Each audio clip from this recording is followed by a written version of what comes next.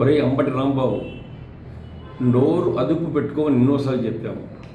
ఈరోజు మళ్ళా తప్పు చేశావు. మా చంద్రబాబు నాయుడు గారిని, మా ముఖ్యమంత్రిని నోటు అదుపు పెట్టుకోకుండా నీ ఇష్టం వచ్చిన మాట్లాడి ఈరోజు మళ్ళా మీ ఇంట్లో ఆడవాళ్ళతో మాట్లాడిస్తావా? అసలు ఆడవాళ్ళని ఎవరైనా తెస్తారా? అసలు నువ్వు రాజకీయ నాయకుడా? నువ్వు రాజకీయంగా ఎట్లా వచ్చినావురా? నువ్వు దరిద్రుడా, నీ ముఖం ఎట్లా వస్తారో అర్థం చూసుకో. నీవు కానీ నీ నాయకుడు కానీ అసలు రాజకీయాలకు అనర్హులు. మీరు మీ నాయకుడు అంతా ఏం చెప్తే చేస్తున్నారు.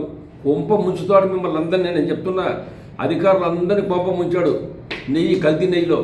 అదేవిధంగా అధికారులు ఇరికించినాడు కానీ ఆయన మాత్రం ఇరుక్కోకుండా తప్పించుకోవాలని చూస్తున్నాడు. కానీ నెంబర్ 1 దోషిగా 100% జగన్మోహన్ తొందరలో జైల్లో పడుతున్నాడు. ఆయన బాటలో మీరు కూడా తప్పదు. ఎందుకు? ఆయన చేసిన తప్పులన్నీ మీరు కూడా ఆయనకు సపోర్ట్ ఇస్తూ ఏదో చెప్పుకుంటూ పోతున్నారు. ఇష్టం వచ్చి తిడుతున్నారు. లోకేష్ని తిడతారు, పవన్ కళ్యాణ్ తిడతారు, చంద్రబాబుని తిడతారు. మీ ఇష్టం వచ్చి నోరు అదుపు లేకుండా మాట్లాడుతున్నారు.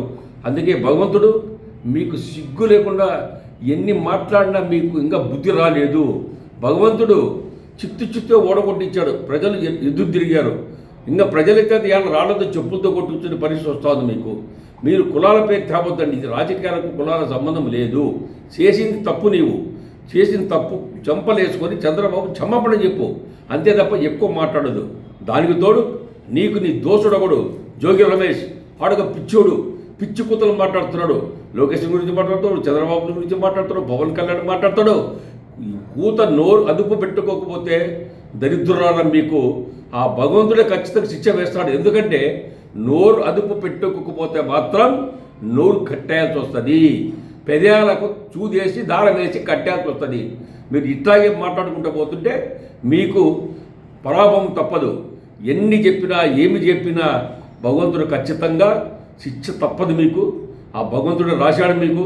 అందుకనే మీ ఇష్టం వచ్చేట కొందరు దొంగలు, చోర్లు మీ ఇష్టం వచ్చేట మాట్లాడుతున్నారు. మీరు అసలు దోచతిన్నారా? మీ నాయకుడు మొదలుకొని, మీరు మొదలుకొని ఇష్టం వచ్చేట పోటీ మీద పడి ప్రజల సొమ్ము దోచుకొని ఈరోజు రాష్ట్రంలో ఉన్నటువంటి డబ్బంతా తీసుకుపోయి ఎక్కడ దాపెట్టారా? ఈ డబ్బు అదేగినా దొంగ డబ్బుకినా తెచ్చి ప్రజలు పంచండి. అది ప్రజలు సంతోషిస్తారు.